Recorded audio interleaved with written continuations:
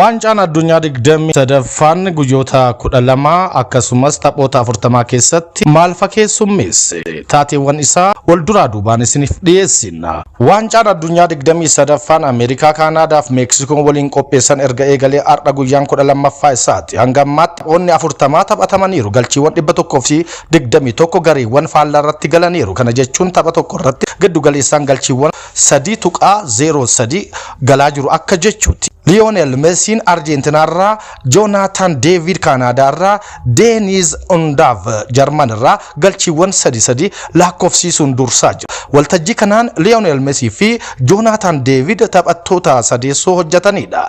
Taphoota hanga ammaatti taphataman 40 keessaa 13 qixaan xumuramaniiru. Erga taphni kun eegalee taphattoota 8tiif kaardiin diimaan kennameera. Bara faranjoota 2022 gaggeeffame irratti taphichi xumuramutti kaardii diimaa 4 qofatu kennamee ture. Waancaan addunyaa bara 2006 Jarmanitti qophaa'e kaardii diimaa 28 sadarkaa duraa irratti argama. Waltajjii yeroo jalqabaa biyyoota 48 hirmaachii 2018 eegalee gaggeeffamaa jiru. Kanaan biyyoonni ramaddii isaanii irraa sadarkaa tokkoffaaf lammaffaan xumuran 24 kallattiidhaan taphamuwanii darbutti makamu. Ramaddii isaanii irraa sadarkaa sadaffaa xumuran keessaa kanneen qabxii fi galchii fooyyee 8 taphamuwanii darbutti ni makamu. Hanga ammaatti Ameerikaa, Meeksikoo fi Jarman biyyoota marsaa mo'anii darbuuf ga'u mirkaneeffatan yoo ta'an, Turkiyyee, Haayitii fi Tuuniziyaan ammoo biyyoota ramaddii irraa osoo hin darbin hafan ta'aniiru. Taphoonni ramaddii marsaa lammaffaa kunneen har'as itti fufuun kan taphataman yoo ta'u, halkan sa'aatii 2 irraa eegalee Arjentiinaan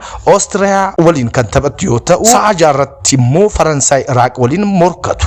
Goolii Mohammad Salaan galchee fi mijeessee kenneen Egypt yeroo jalqabaatiif waancaa addunyaa garee 32tti dabarte. Egypt goolii Mohammad Salah galchee fi mijeessee kenneen duubaa ka'uudhaan Niwuzilaand mo'achuun garee ishee keessaa yeroo jalqabaatiif marsaatti aanutti dabarte. Kanaanis gareen Firaa'oon seenaa isaa keessatti yeroo jalqabaatiif waancaa addunyaa irratti marsaatti aanutti darbuu mirkaneeffate. Niwuzilaand boqonnaa dura daqiiqaa 15ffaatti goolii galchuun dursuu eegaltus fuulla'uu hin dandeenye. Egypt goolii walqixxeessuu galchite. Daqiiqaa 67 irratti goolii Mohammad Salaan galcheen Egypt dursummaa fudhatte. Daqiiqaa 80ffaa irratti ammoo kubbaa gooliif ta'u mijeessee kennuudhaan Egypt 3-1 Niwuzilaand injifachuun yeroo jalqabaaf marsaa itti aanutti akka dabartu shoora guddaa taphateera.